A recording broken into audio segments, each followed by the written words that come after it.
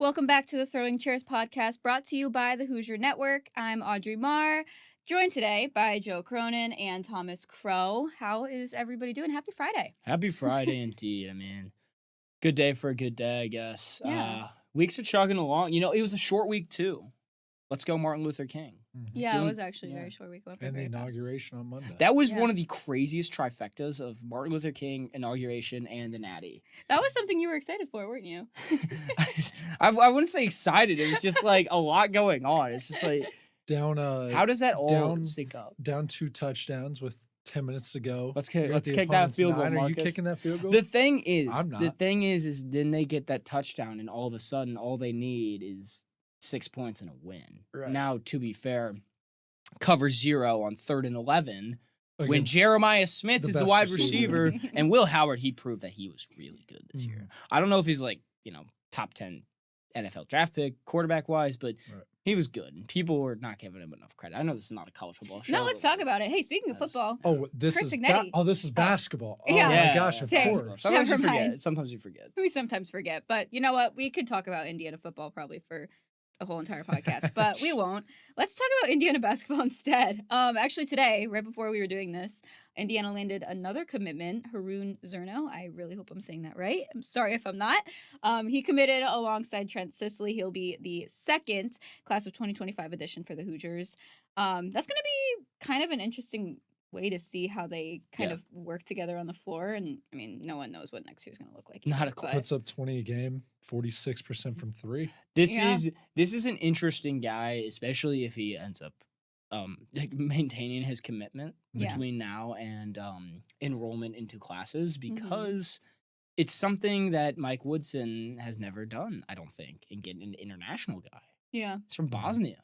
Yeah. And we've kind of seen it like with Yakachonis on Illinois.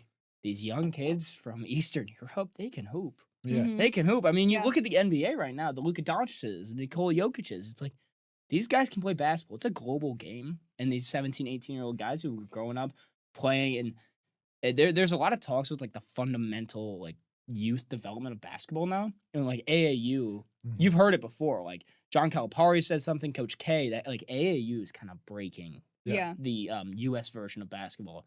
And I don't think that's how it's run in Europe. I think it's a lot of practice and a lot less games. It's academies. It's learning how to play as a team. Yep. And I mean, if this is a guy, Zerno, if we're pronouncing that right, he's to stay. I think that's a person that could have an impact. I mean, obviously, it's way too early to tell. He's, 17, 18 years old? Yeah. If I'm Mike Woodson, I'm just going to Serbia. And Yeah, just go You're camp telling out me there. there's only one Nikola Jokic from Serbia? There's got to be more.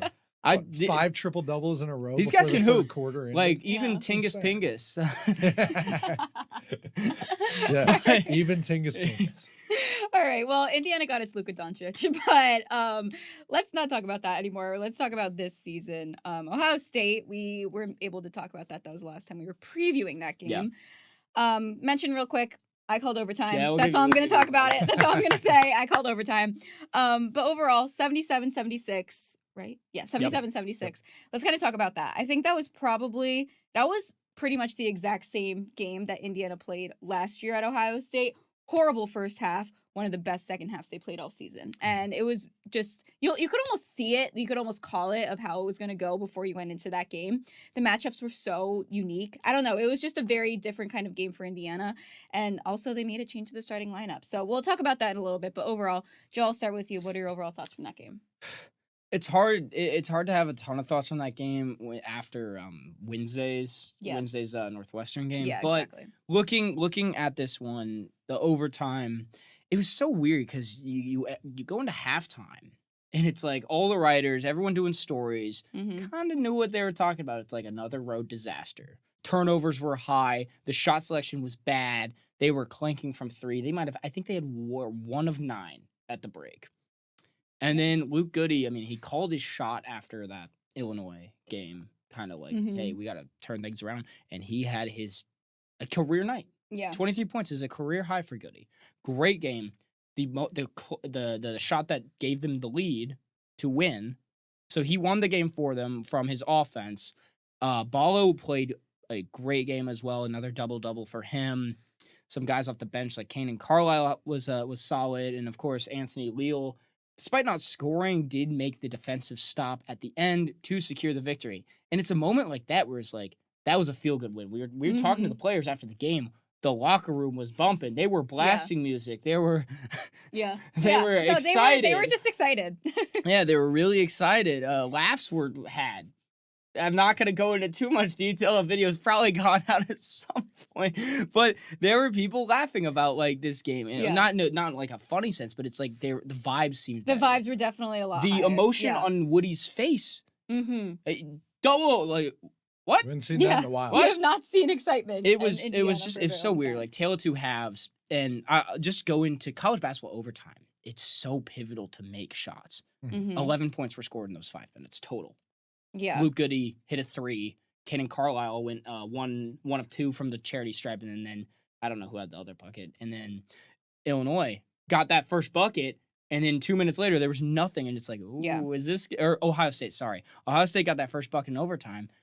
I honestly was like, that might be the only basket that is scored in this overtime period. Exactly. Yeah. So, especially a Big Ten overtime game. Yeah. It's not like either an SEC or a Big 12 overtime game. It's a Big Ten overtime game, which is very, very different. But I will say that weekend seemed like vibes were trending up because it's a road win, a quad 1 win. Yeah. And it just was like, I don't know, the team seemed to have some togetherness. I mean, the bench was active. Malik Renew, I was paying attention to him there. He was first in the huddle, hyping guys up. He was excited. And so I know he wants to be out there playing, but it's like, it seemed like things were trending up. And then obviously we can. Yeah. No, I think it's a massive thing when you go out on the road and you perform like that, because Indiana is not a team that goes and plays well on the road. And to have a performance like they did against a quad 1 team, that was a game that they really, really needed.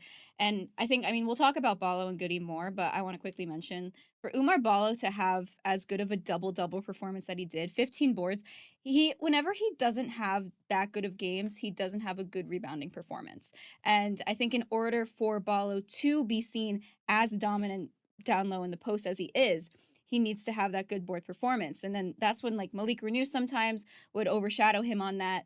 But again, when he did play like he did against Ohio State, you need to have that kind of game. And I think he played for 20 minutes straight or 25 minutes straight. 25 straight 25 minutes, straight minutes. And Played 40 total. Yeah, and that's the thing. That was another thing that was seen in Ballo. People were complaining about his effort, but to play for that long and not get visibly tired on the court and to continue to get down low and have 21 points, 8 for 14 from the field, that's good for him. Also, 5 for 7 from the candy stripe, that's also good for him. So he's getting a lot better in the free throw line also as well. But overall, I think that was just kind of an overall performance that Indiana needed from him.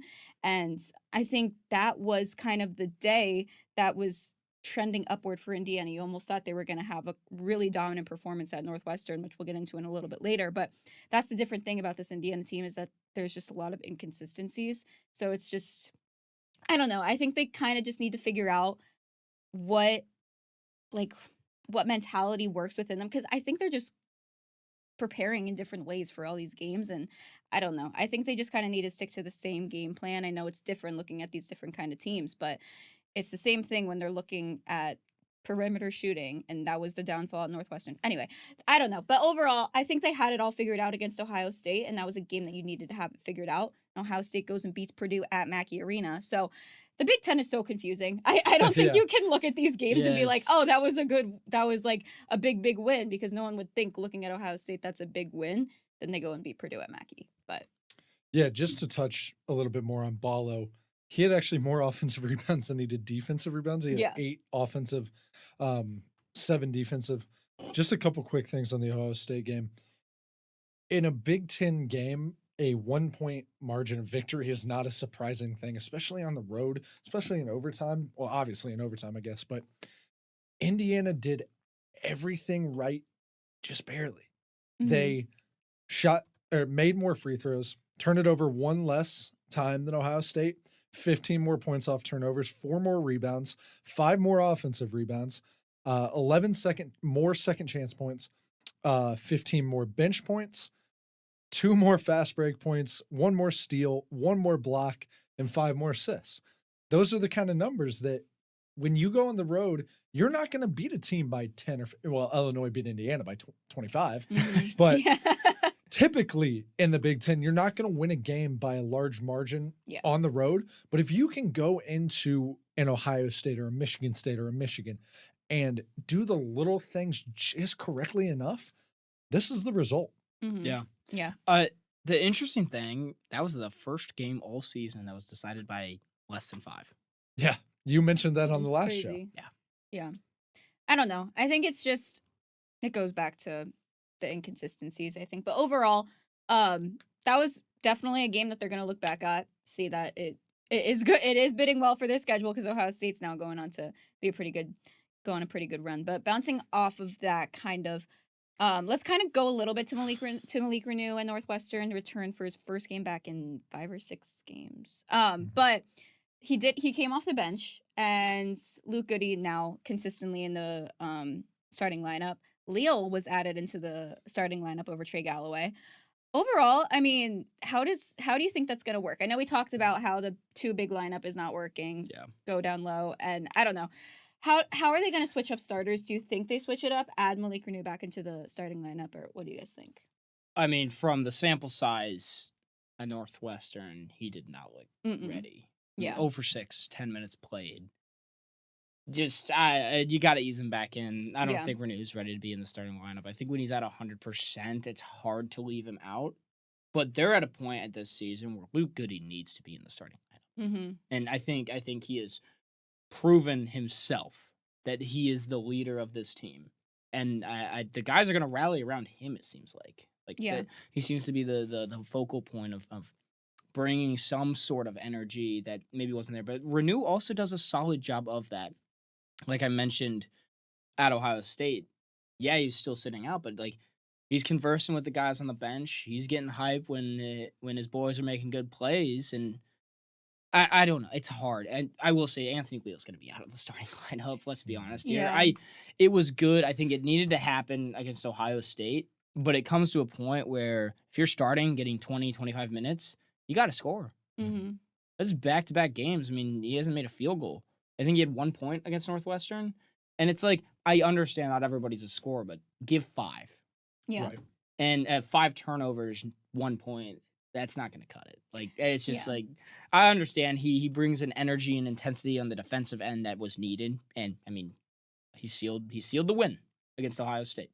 Credit right there. And he does bring this veteran leadership, but it's like, you got to provide if you're on the floor that much. No, I agree. I think it's with Anthony Leal against Northwestern, he had 5 turnovers. Every time he was on the floor, that was one of the biggest things. He had 5 turnovers in that game.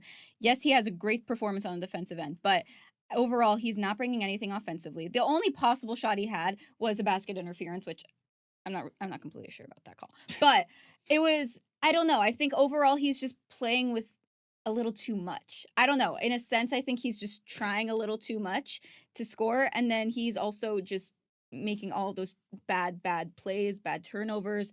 But the only thing is he did replace Trey Galloway.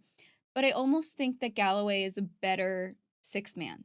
I think there's times where he does work very well in the starting lineup, but this season he just hasn't. I think he has to I think he comes off the bench, but I don't think that you put Galloway back in the starting lineup. I think he has to be the 6th man. I almost wonder if you put Kane and Carlisle back in the starting lineup. So I don't know. Honestly, I'm not opposed to that idea. Yeah. He only played 14 minutes. He needs to be playing more. Yeah. He didn't have a great like shooting night against Ohio State, but he had so much energy. He was attacking the rim. Yeah. He's a good defender. They need juice. Yeah. Kanan's got some juice. I agree. Yeah. He and what I liked Kinda about how slamming he my hand played on the table. against Ohio State and kind of how he played against Northwestern was he realized, I mean, maybe I wouldn't say as much against Northwestern, but definitely Ohio State.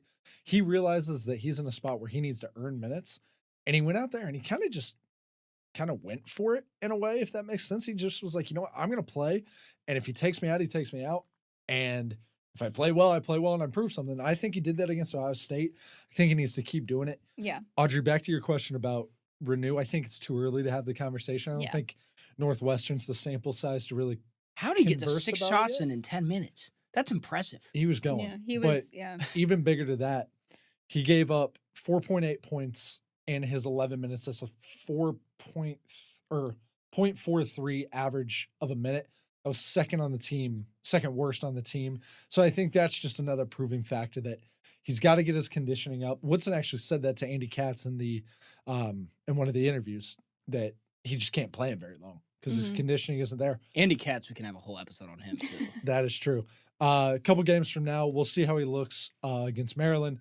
Then I would think Purdue a week from today is probably when he's back to full go. Yeah. And that's when they have a conversation about where they're going to go with that. Yeah, I agree. I don't think that Renew is definitely at 100% yet. You could still see a hefty brace on that knee. And then also, I kind of want to go back to the Caden Carlisle thing really quick. He was not playing well, but you have to think about he was also out for 1 or 2 games, made his way back. He probably wasn't at 100% health. And I think he just needed a little bit to probably get back to that momentum of where he was a little bit earlier into the season. He needs to have a couple games to get that confidence back into himself. And I think that's the same to say for Malik Renew. I think he's going to need a little bit of time to probably get that confidence back on the court. He's definitely just, he's not the same as he was with that hefty knee. But overall, let's kind of look at Northwestern. I think that was we could talk a little bit about that game. Let's talk about this one. That was pretty much the complete opposite of Ohio State. You have a fairly good first half, not the best. And then the second half seemed to be the worst half they played all season. Overall, I think it was just a lot of just not. It goes into preparation, I think. I don't think they were as prepared for Ty Berry. Like from 3, what did they make? Like they made 9. They were 9 for 14 alone in the second half from 3. Yeah, Northwestern. Ty Berry went 7 total. of 10. Like, Flamethrower. it wasn't like How is Northwestern 12-7? I know. Did anyone else think that watching that game? I don't know. I think It's the Big Ten. It's the Big Ten. Yeah, that goes back they have to 4 that. Big Ten Barnheiser losses. might be the best player in the Big Ten. Before he shattered his face, he was hooping. That was Yeah. bad. That was That was crazy. really bad. That was bad. That was really bad. But- He is not Mac McClung. What I noticed most about watching that game, particularly like you said in the second half, they have more just firepower and just weapons in the bag than most teams I've seen in the Big Ten. Ty Berry off the Leach, bench? That's Dog gross. in the second half. Mhm. Martinelli, did you guys see the stat that Martinelli's averaging 40.2 minutes per game in the Big Ten play? No. 3 overtime games. He's averaging 40.2 minutes per game going into the Indiana game. That's grit. Wow. Yeah. That's Martinelli, grit. dog, especially in the second half. Barnheiser, like I said, I think Barnheiser's my favorite player in the Big Ten. Mm. Just does everything. Indiana guy, too. Indiana guy, Yeah. Lafayette. Yep. You could literally call that going into the game is like what kind of game he was going to have against his home state. A Obvi- he's 21, gonna- 8 and 6. He's gonna Sure, He's of going to have course. some juice against, In high Yeah. school, they averaged 33, 13, and 9 or something his senior year. I'm not ready to see And what then Braden Ty Smith's Berry. going to do next week. Ty Hey, Berry, you have to 7 look at last threes. year. Yeah. They have so much firepower. And when you look at Indiana, they answered a couple of those runs, but not when it mattered. When it Mhm. mattered, their firepower Well, just click.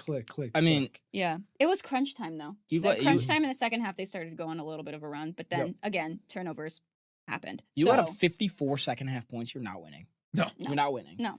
And like we've now probably witnessed the 2 worst possible halves you can Yeah. this season, with 60 points allowed against Illinois and then 54 allowed against Northwestern, Mhm. and giving up a first half lead on the road Yeah. after allowing 25. Like what?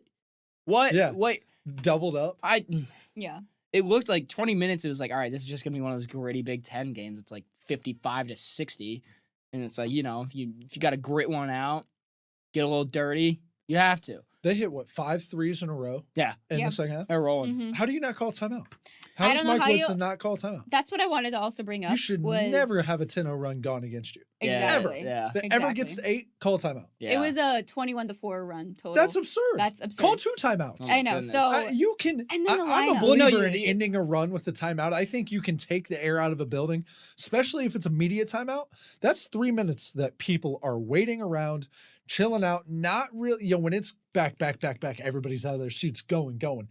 If you call a timeout, you can end a run And I think you should never have a 10-0 run. Yeah, it's like, sure, the crowd will get really loud when you call that timeout, but then it's like 4 minutes of just kind of sitting around waiting. They're loud for 10 seconds, and you walk off the floor and you say to your players, lock in. hey, just we're good. Settle we're going to down. sit here for 3 minutes. Yeah. And we're going to talk about what's going wrong. Exactly. I agree. Also, but here's the thing. Like Matt Eberflus, and I think D'Amico O'Brien said this, your timeouts, you can save them for the next game. Of course. They stack up. Of course. You know, I think by not using it, IU will have 6 timeouts against Maryland, right? Is that how it works? That's how it works. Yeah, you save them. They add up. Yeah. That's how it works. Right. That's But good thinking. Speaking on the crowd, like, I don't think that Northwestern had the biggest advantage. I was there. It was probably 60 to 40 IU fans. It's the Indiana Pipeline. It was like, it's a very small arena. I think it's probably comparable to the Palestra, and they have just a little tiny first level, but then they have the top level as well. That whole entire top level was IU fans. And then the whole section behind the IU bench was IU fans. The only loud part of Northwestern was the student section. Obviously, students are going to be loud. Yep. But Indiana had that advantage. So I think you did need to call that timeout. You needed to change the lineup. They had the 2 big lineup in there, and it just wasn't working. And they kept it like it stayed on the floor as they just kept on making 3 after 3 after 3. And they just never ever changed it. They didn't go into the huddle. I don't even know what they were doing in the huddle, but nothing was working. And I don't know. I think you had Mbako working finally, but I don't know. At what cost? At what cost, exactly. So I don't know how you kind of go back into preparing for Maryland after this game, because that's the thing. They don't look at these games and then see how they're guarding the 3 ball, and they don't change anything. So I don't know. I think you need to especially kind of... The one positive is it looks like they're shooting better. Yeah. I mean, yes, you can take that first half. Ohio State wasn't great, but the second half they started to click, and even Trey Galloway hit a 3, and against Ohio State. But 9 for 20, that's 45%. Yeah. Every game you will take the numbers like that. And Audrey, I want to ask you this: touch on the "We Want Woodson" chant from Northwestern, because was that it? It was loud. You know, it was loud. So Woodrow Wilson, 28th president of the United States. That was the president last time Indiana lost 5 in a row to Northwestern. That's a stat. What? Well, I'll just say what I heard. I'm not gonna say. I'll say what I heard, and I think it was at the end of the first half when they were down. They started chanting, "We want Woodson," and then it got to later in the second half when the game was still close. Also, it wasn't Northwestern wasn't taking it away yet. They started chanting higher Woodson, not fire, higher Woodson. And then at the end of the second half, they started chanting fire Woodson. And I don't know, they had a couple signs up there too. That Northwestern student section was chippy. You literally... That's impressive. They got things to say. They're hitting the books, Monday, Tuesday, Wednesday, Thursday, Friday, Saturday, and Sunday. So, yeah. You study that much. I don't know. You got to get your word count in. True, but I don't know. I sometimes do the packages and I'm sitting on the floor. They were pretty vulgar. I'm not gonna lie. Oh. I'm surprised that there wasn't any really reactions on the floor, because I heard some of that stuff and I was like, okay. Throwing Chairs is a PG podcast. Yeah, yeah. Northwestern PG podcast. is not. But I don't know. It was very interesting to see how especially chippy they were when the game was very close. Really? But maybe that's what happened to let Northwestern finally take it away. I don't know. I doubt it. But. So something with, you said, like, preparation, consistency. Josh Post pointed this out to me. Shout out Josh. He's kind of compiled this. I want to give him his credit here. So he's listed who the scout coach is for each game and their records that correlate with it. Mm-hmm. And if I'm not mistaken, I'm pretty sure Yasir has the best record, and Kenya is like 3-4. And his 4 losses, Northwestern is one of them. Iowa. The Sam Houston State was one of his wins. Remember that game was bad. 1 for 20 from 3. And I'm pretty sure another one of his losses was the Louisville game. Oh, that comes in like you sold me. You want to say preparation right there. I'm not saying there's a trend. That's actually interesting. I never thought about the scout coaches in that sense. I hadn't either. You just point that out and you're saying it, and you see the and I get, like, some of the non-con opponents are gonna have these wins there, but it's like, yeah. If you look at if you can go through those games and see and then compare it to the other ones, it's like the games they look the most disheveled and unorganized are some of the ones I just mentioned, like that Iowa game. Mm-hmm. The second half against Northwestern. A Louisville game, especially. Oh, that was the goodness. worst. Yeah, Yeah. you I sold me get when you it's the mentioned Bahamas, Louisville. but like that was horrible. Yeah. Yeah. Did you just say disheveled? I did. You like That's that one? incredible. Yeah, You're getting in that word count now. I wanted to expand the vernacular a bit on here, the Throwing Chairs Yeah. podcast, you know. Yeah. Keep people on their toes. Exactly. Okay. Well, But yeah, shout out to Josh. I just like not gonna make any assumptions, but it's like you can put 2 and 2 together. yeah. Given that was a better performance on the road than they usually have, you don't look at disregarding Ohio State. That was a better performance on the road, but especially I don't know how they also shot less from the field in the first half when that was probably your better half of the game. They shot 35% in the first half, 48 in the second half. I think that all came in crunch time though. So Yeah, I think a bit of it, like you see Northwestern just come out and you get a little. yeah. It's the garbage time, the Dak Prescott yards is what we like to call them. Yeah, that too. It seemed like when they just shot 3 after 3 after 3, that was Northwestern went on to a 70-56 lead, and it was probably a 2-point game just 2 minutes before. Mhm. So I don't know how you need to find a better way to handle those runs because especially in the Big Ten, when you get handed those runs, the downfall is when you're not kind of answering those. You need to call a timeout. You need to figure out what is working on the guarding end, but I don't think their matchups were working that well. So I don't know. They got to know how to punch. I just don't back. understand how you let a 21-4 run happen Yeah. without calling a timeout. Yeah. Well, It's- Northwestern figured it out. Indiana went on an 18-2 run in the end of the first half, and then they came out with that. I mean, that's just baffling. Yeah. That you It's could happened get so so much this disheveled season. that Oh, you're gonna use my word now? that there's not a book to coaching. You can't flip 100 pages and figure out how to do it. Mm. But if there was, that would be in the title. Don't allow run. Don't allow a run. We should write It's a called book. a kill. We It's should called a write kill. 3 straight possessions where you get a stop. I don't know if there's a term for 3 straight possessions of getting a stop and then scoring, but if there was, and that happened to you, you're not winning basketball games. Yeah. And I think that's just ridiculous. Especially when Is you a can't do it- timeout gonna when you can't do it end the back to run? teams I don't either. know, but a timeout at least is going to hamper it. I think that's just ridiculous. Runs happen in basketball. I mean, and you see like the 15-2 run stuff that happens. It's not being able to punch back. Yeah. Mhm. It's like do it to the other team. They can do it to you. Do it to them. Yeah. Exactly. And they did it. Like I'm you mentioned, bamboozled. 18-2, but it never. They did it when it mattered. Yeah, but then also Northwestern did have that advantage of going into halftime, talking it out, having a little bit of a break. Right. But, I mean, Indiana obviously didn't call a timeout. They didn't have enough time to kind of figure it out, what was working. And then, I mean, Mike Woodson said in the postgame press conference is that they just didn't guard the right things that were working for them in the first half, but they just didn't do it the same in the second half. But overall, let's look to next week. I almost said next week, literally 2 days. Maryland comes to town. Derek Queen, welcome to Bloomington. He is hooping. That is going to be Oh my a game. That's going to be a matchup. Overall, Joe, I know you were kind of looking at it Yep. and before the podcast. What are your thoughts on this game? If I'm looking just on matchups, Omar Bolas might have a long day. This Mhm. guy can move. He's not a shooter like Ivisic is as good. I mean, he's attempted threes. Ivisic is a good shooter, but this guy could be a point center if he wanted to. I was watching last night they played against Illinois on the road, beat them by 21. It was like an 8-point game with like 4 minutes left, and then they just foot on the gas, and Derek Queen had 25 points. This guy is really good at basketball. Oh my Mhm. goodness. But something that kind of stood out is Illinois kind of put on a press, when they're down 6 and they're like, all right, they got to get some chaos going. Guard gets it and he gives it right back to Queen to take it up the floor. That's a 6'10", 250 guy that's running the floor against the press. They're trusting a freshman to do that. Yeah. Mm-hmm. This guy is really good.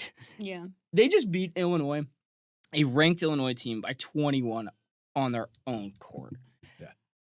hangover games happen, but oh my. Mm-hmm. Oh my. And then pair that this is a good Maryland team. I think they're well coached. I think Willard's doing a good job, and Julian Reese is just another physical big. That's the thing, is I don't think Balo's going to be looking at Queen. He's probably going to look at Reese because Reese is not a shooter.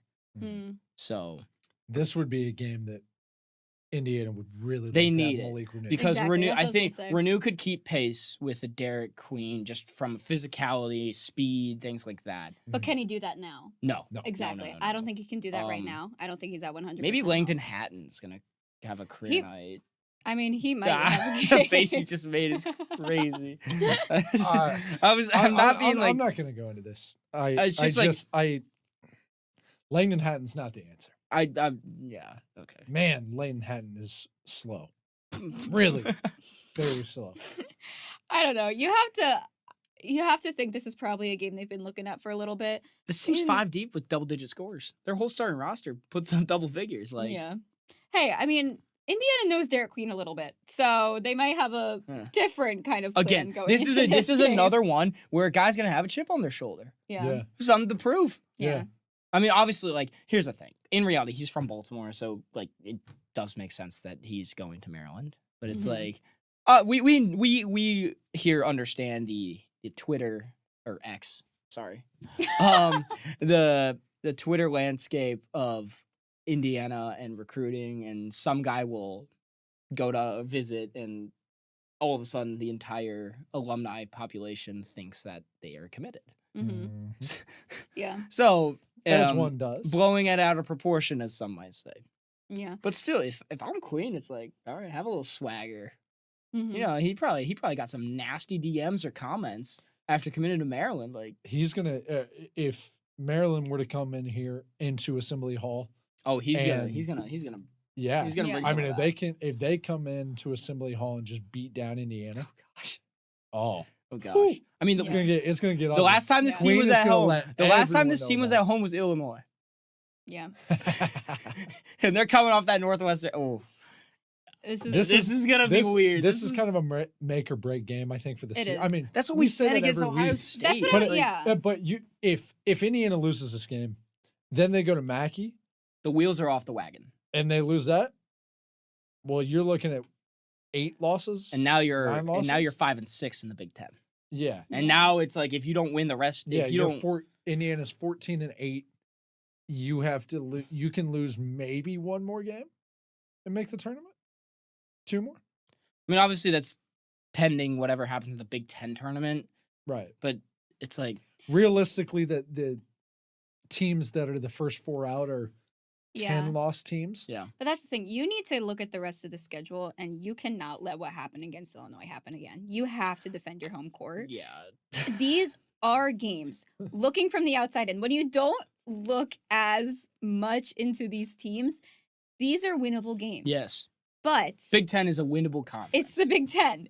But it Purdue is the Big lost Ten. at home to Ohio State. I'm not sure we're looking at the same schedule here, guys. I don't know. At Purdue, at Wisconsin, No, at Michigan I'm saying- State, at Oregon. I'm saying at home. You need to defend. Okay. I'm saying at home. Okay, yes. yes. You can beat Maryland. Mhm. I think there is a chance that Maryland comes into this game and they're a little too hot on the shoulders from their win at Illinois. Yeah. And they think they're going to probably play the same way that they did on the road. But that's where Indiana kind of has the advantage. You've been playing horrible. You don't want to look at your game against Illinois. You don't want that to happen again. So I think that they're going to come out with a different kind of fire. I may be biting my words, but I think this will be a different kind, definitely a different game for Indiana at home. Maryland, you should win. Michigan, good game. You should win. But these are all games that people are coming in. You have a chip on your shoulder. Dusty May coming back to Bloomington. That's going to be interesting. And that team's good. Yeah. Look what he's done. That's in one a game. good Wolf is really Michigan good at team. basketball. Yeah. That's a really, really good Michigan team. That's a Jokic kind of guy. Going Based to- on their Jokic. Going to East Lansing is also, that's going to be rough. That's going to be That team, Yeah. holy, Cohen Carr might be the greatest athlete I've ever seen in my life. And He's so athletic. That could be very potentially. He might break it by February 11th, but Izzo's very, very close to beating Bob Knight's Big Ten wins record. That, oh He's my gosh. 3 or 4 games Wait. off. Oh, Wow. What's their, how many? It's I'm like looking three, at- I I'm think looking it's for it. 348 to 351 right now. I'm looking. Oh my Am I out of my god. mind? That'd be wild. Okay, well, while you guys kind of look at that, I want to, like, you can beat Maryland, you can beat Michigan, UCLA, you can beat UCLA. Yeah. Purdue, That's football. Gosh, questionable. Mick Cronin, another crash out. yeah, my Those have been gosh. fun to watch. I might not go to the Whitson That's press conference. that's I my might go to that's I'm my going to Mick dad in Cronin. another life. Penn State, you've already beaten them once. You can do it again. Yep. Ohio State, you've already beaten them once. You can do it again. I can't find conference. Washington and wins. Oregon on the road, those are questionable. Michigan State, I don't know. Yeah, It's Purdue, kind of a road Wisconsin, trip. Michigan It's a road State. trip too. I mean, they'll stay over there. Yeah, they'll stay there. Mhm. So, but Purdue, Wisconsin, Michigan State, those are the games that I have many question marks after. So, Yeah. I don't know. You need to start here at Maryland. If you lose this game, I don't know where the rest of the season goes. You need to win this game to kind of maybe get rid of a couple of those question marks and Sure. then look at the rest of the season. But yeah, does anyone have any more thoughts on that game before we go and move on to score predictions? I can't find the.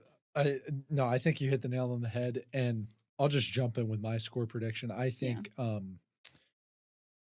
last time Indiana was at home, it didn't go well.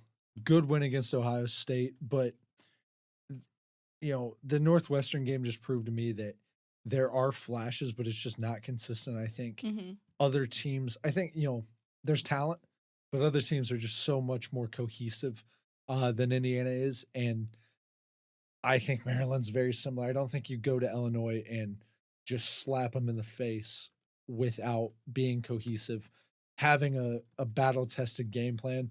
I think the same thing happens in Assembly. I think Maryland wins it 81-76, and 81-76. Derek Queen goes off. He'll be my MVP.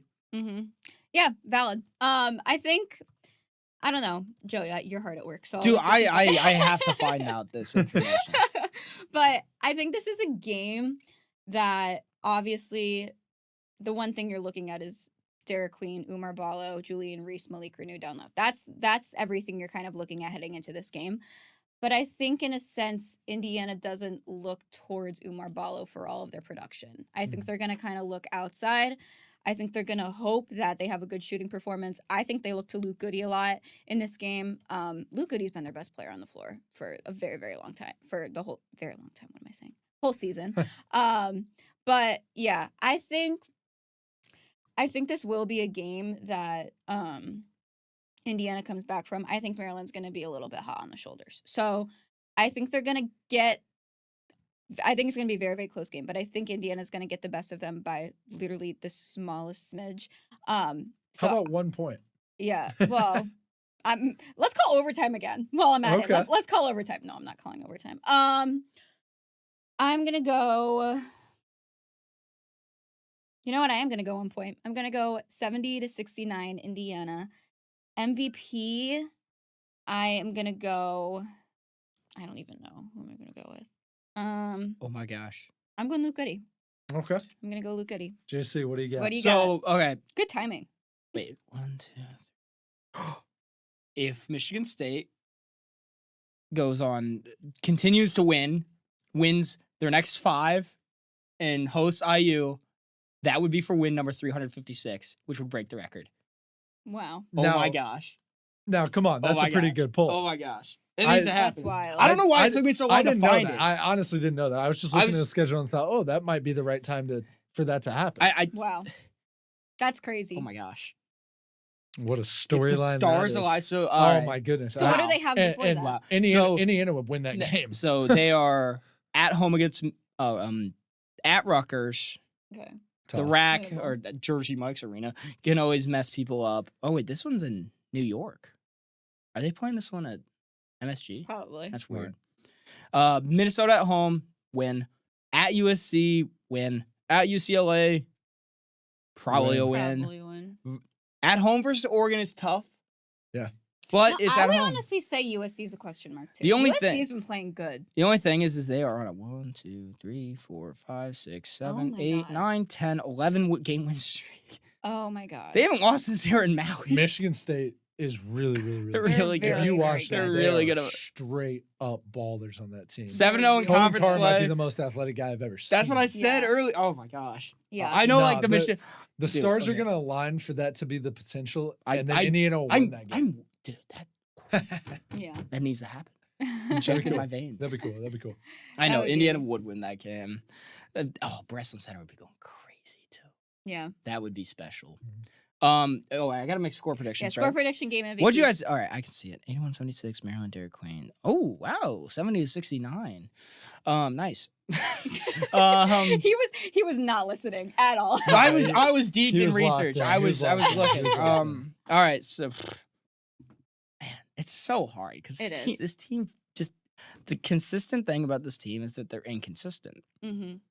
and it's like they'll do something that, like they did against Northwestern, but then they could come home and win. It's weird. Yeah. Man. It gets to the point that I just sometimes shout something out. So. Yeah. Sometimes you you gotta- never know. Sometimes you gotta throw something at the wall. I'm taking Maryland in this one. Mm-hmm. I agree. I think they win like 78-75. I think it'll be a Mhm. close game. Comes down to the wire.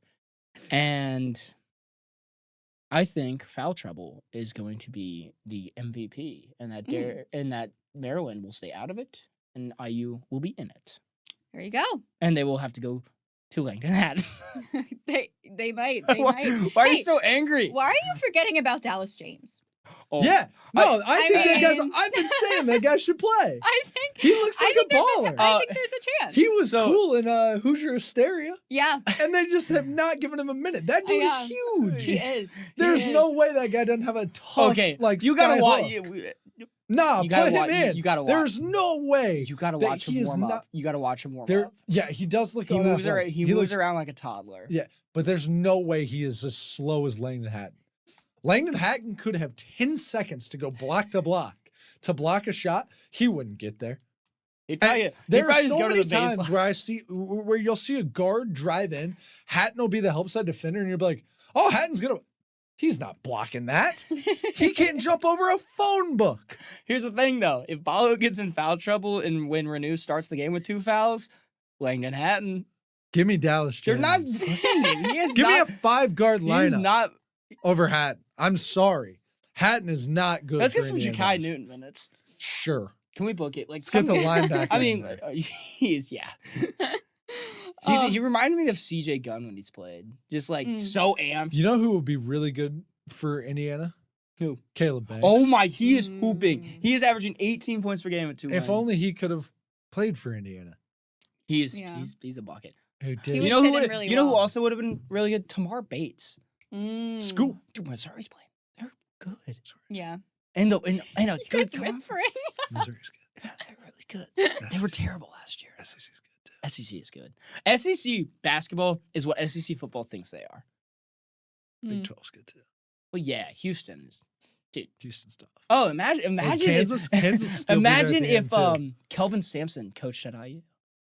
Wow. Now we're bringing up the crazy. Yeah, okay, I don't pipeline's think crazy. I don't think I'm allowed to bring that up. after- Audrey, just tell us to stop talking. Yeah, we have 5 minutes. You so can pull the plug whenever. let's cut it there. That'll do it for this episode of Throwing Chairs. We will be back to talk all about Maryland and Purdue next time we're back. Purdue? So Braden wait, Smith. no, we'll preview Purdue. All right. Well, the Hoosiers will be back at Assembly Hall on Sunday. Once again, hoping to get back in the win column. We'll have all of your coverage here at the Hoosier Network. Oh gosh, I don't like that. I can't finish this. All right. We will have all your coverage here at the Hoosier Network, so make sure to stay tuned, and we will see you next week.